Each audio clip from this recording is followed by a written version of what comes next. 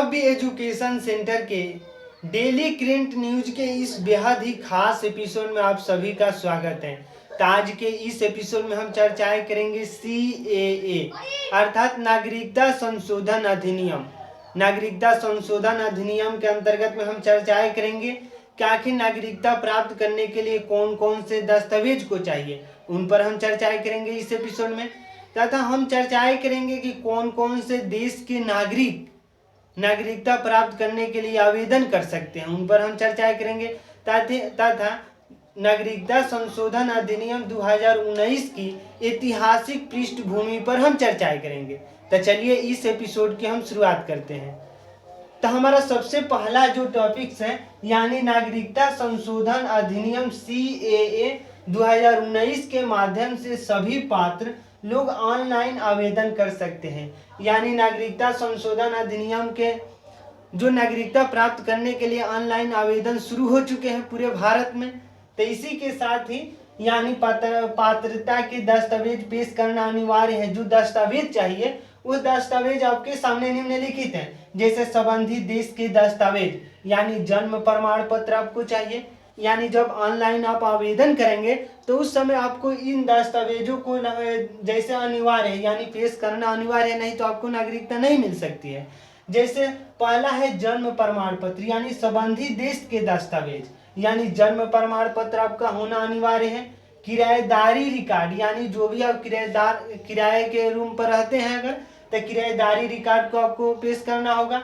इसके साथ ही पहचान पत्र, लाइसेंस, स्कूल या शैक्षिक प्रमाण पत्र यानी लाइसेंस किसी भी तरह से हो सकते हैं, जैसे स्कूल का या शैक्षिक प्रमाण पत्र जैसे 10th 12th। तो इस तरह से तमाम तरह के जैसे आप शैक्षिक प्रमाण पत्र को भी पेश करना होगा।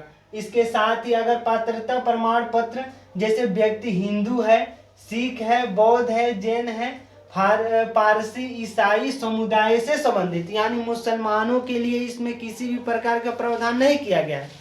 यानी नागरिकता प्राप्त करने के लिए जो समुदाय है यानी समुदाय केवल इन्हीं समुदाय के अंतर्गत में जो लोग आते हैं वही केवल आवेदन कर सकते हैं। यानी मुसलमान लोग नागरिकता प्राप्त करने के लिए आवेदन के लिए मतलब एलिजिबल नहीं है।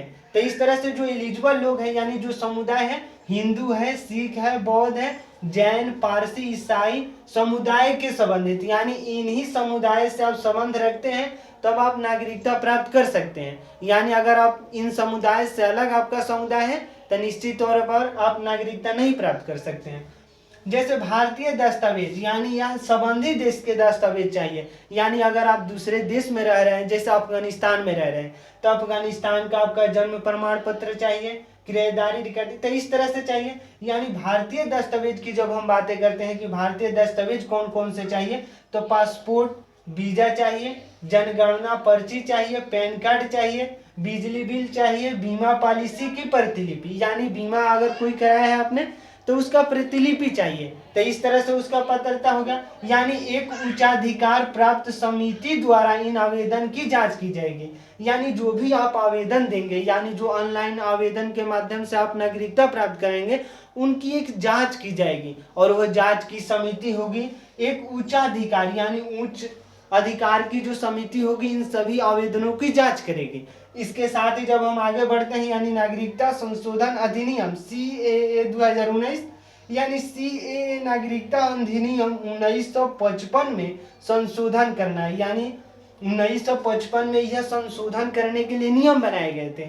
यानी भारतीय नागरिकता से संबंधित प्रावधान यानी CAA जो है 1955 में इसकी पृष्ठभूमि तैयार की गई थी। यानी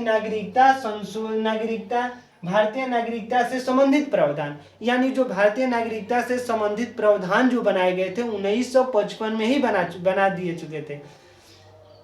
तो इस तरह से इन हम सभी पृष्ठभूमियों को समझे। यानी दस्तावेजों कौन कौन से दस्तावेज चाहिए इन पर हम चर्चा की। तो आइए कुछ और भी बातों पर हम जिक्र करते हैं। जैसे आगे की हम बातें करते हैं कुछ और कौन कौन से